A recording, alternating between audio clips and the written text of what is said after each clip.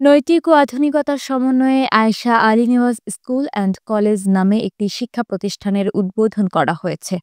৩০ November শনিবার দুপুরে চর দৌলতিয়া হুকুম মাতব্বরপাড়া আলহাজ আলী নেওয়াজ মোল্লার বাড়ির পাশে এই শিক্ষা প্রতিষ্ঠানটি উদ্বোধন উপলক্ষে আলোচনা সভার আয়োজন করা হয়। অনুষ্ঠানে সভাপতিত্ব করেন আয়েশা আলী নেওয়াজ স্কুল অ্যান্ড কলেজের প্রধান শিক্ষক সঞ্জিত রায় সঞ্জু।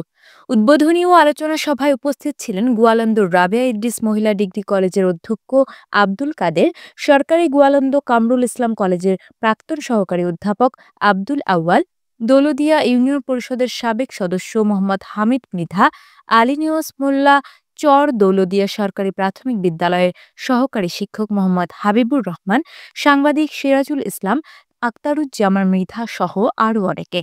সভায় বক্তারা শিক্ষার উপর গুরুত্ব ও চরাঞ্চলে এর প্রসারের ওপর আলোকপাত করেন। তারা বলেন, এই স্কুল অ্যান্ড কলেজ চর দৌলদিয়ার শিশু কিশোরদের মানসম্মত শিক্ষা নিশ্চিত করার পাশাপাশি এলাকার শিক্ষার হার বাড়াতে গুরুত্বপূর্ণ ভূমিকা রাখবে। এখানে যারা মুরব্বী হিসেবে যারা উপস্থিত আছেন, আমার খালু আছেন, বাবা আছেন, যারা বয়োজ্যেষ্ঠ আছেন, তারা তাদের শিক্ষা জীবন কি করে করছেন হয়তো এটা আমরা জানি না, কিন্তু আমার শিক্ষা জীবনের কথাই আমি বলি। আমি এখান থেকে নাজিরউদ্দিন হাই স্কুলে গেছি, তখন 3টা নৌকা পার দিতে হয়েছে।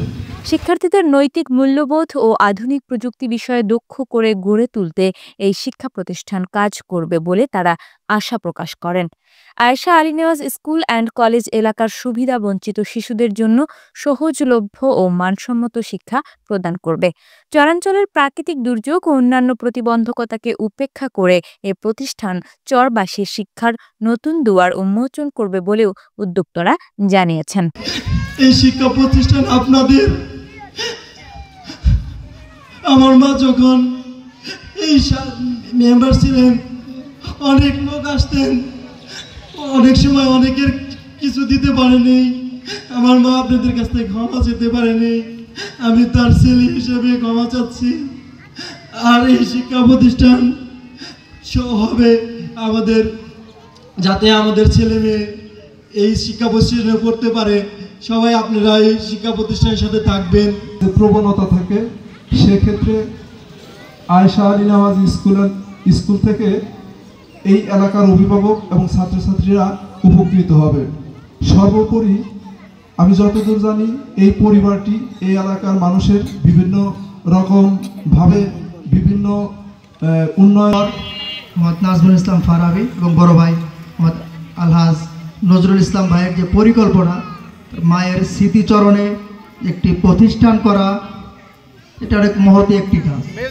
আমাদের চরাঞ্চলের মানুষ শিক্ষা থেকে আমরা অনেক পিছিয়ে আছি। আধুনিক শিক্ষার ছোঁয়া এখন আমাদের গায়ে